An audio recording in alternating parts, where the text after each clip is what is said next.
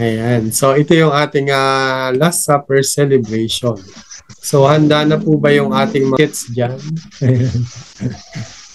Alright. So, it's a great opportunity. As God commanded us, di ba, na sabi ni Lord, remember this. Do this in remembrance of me. Di ba? Kaya ginagawa natin siya because we are Lord. We want to follow Him. Alright?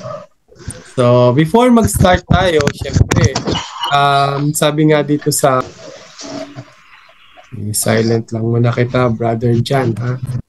And, so, sabi sa Corinthians 8, whoever therefore eats the bread and drinks the cup, Lord, in unworldly manner, will be guilty and drink the cup. So, bago raw natin tanggapin yung symbol ng blood and the